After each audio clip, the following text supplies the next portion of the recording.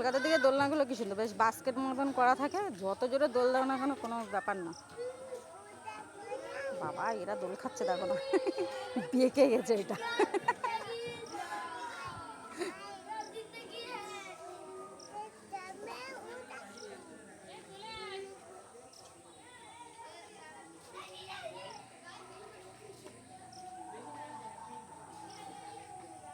আনন্দ, খুব আনন্দ।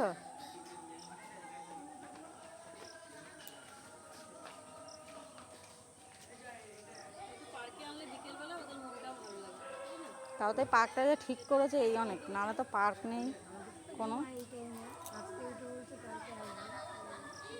আজ আমি দুপুরবেলা ঘুম পাড়িয়ে দিয়েছি তাড়াতাড়ি, বিকেলে পার্কে আনবো বলে, তাদেরকে আবার মেঘ কালো করে এসছে, তারপর দেখলাম পরিষ্কার হয়ে গেছে।